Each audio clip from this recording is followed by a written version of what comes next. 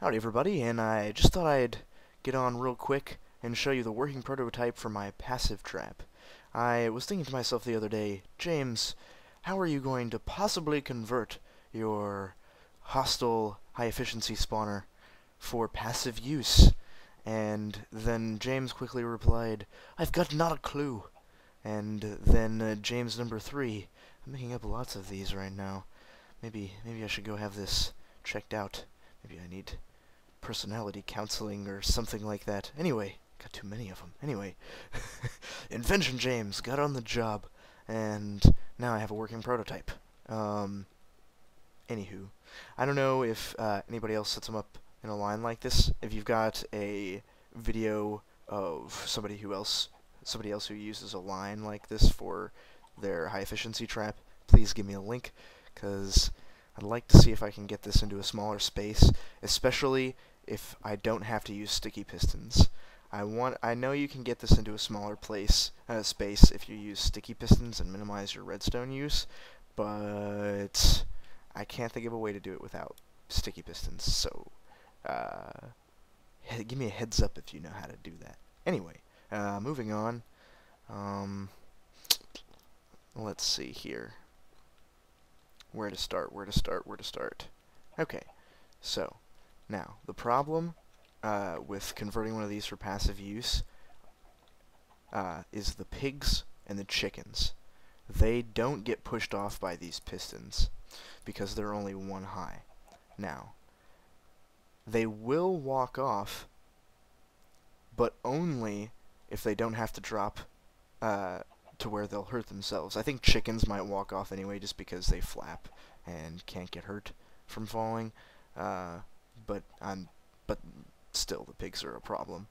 Stupid pigs. Anyway, so you have to, since a lot of the times you use drops to kill mobs with these things, or, that seems like the efficient way to do it to me, you gotta figure out a way to get the pigs and chickens to leave the pad. So, here's my solution. It turned out to be very simple.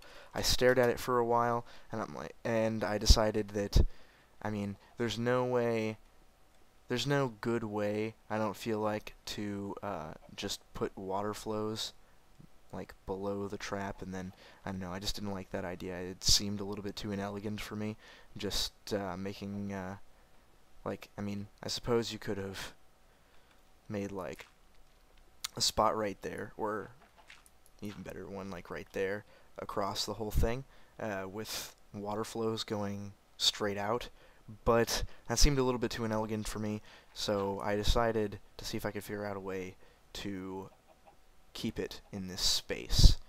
Now, I thought it was going to be difficult. I thought I would have to, see, that's why this set of blocks is here. I thought I was going to have to, like, run a wire over to here or something, but as it turns out, all you have to do, since you already have a pressure plate right there, that block, when the pressure plate is powered, also powers a piston placed directly below. You don't even have to wire anything else, you just put pistons beneath it, and this is what happens.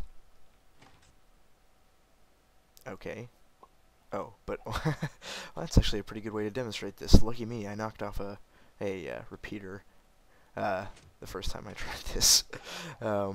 So what happens is, when you're standing on this, that piston is extended, leaving a platform for the mobs to jump off onto, that they will jump off onto.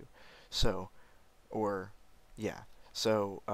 happens is, I'm a piggy. Say I am not a pig. Say I am a normal passive mob that is a block and a half high.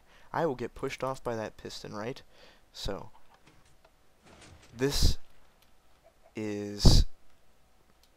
it still works with that the piston below, because the instant you come off of that thing, that pressure plate, the piston retracts. So, for the poor piggies, they walk off thinking, oh, I have a perfectly safe ledge. And then, whoop, not anymore. Anyway, it seemed like a pretty simple and elegant solution to me. Just put a piston below and they'll walk off. this is a little bit less this is a little bit less efficient than just having them be pushed off like the way it works for any other kind of mob, but at least they do walk off and you can still use the design. It's definitely better than a normal passive spawning pad, because, I mean, they still have to walk off on a passive spawning pad, but in this case they only have one block wide to walk off from, so it happens much faster. Yeah. I don't know if there's anything else to say about that. Let's quickly build one. So, now, you have, say there's grass on that, right? Now, let's see here. Pressure plate. And there's that. And, oh, isn't that handy? Now I have my repeater here. See, now that can take power from behind it since this block is powered. Now, what you're trying to do is, since you're going to have a piston... Oh, damn it, I can't do that. Hold on. Oh. Now, how that happened, I haven't a clue. Let's see here. Get rid of that and that. Now, you have to get power from this block to that block. And this is how you do it. You go like that. You go like that. You need to flip the power twice to get it to get the piston to be off naturally. So you go and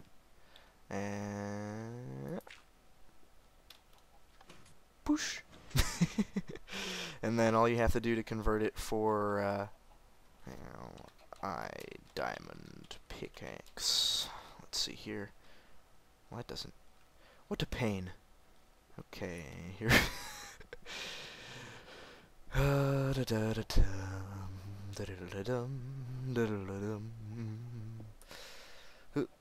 Yeah. Very, very simple.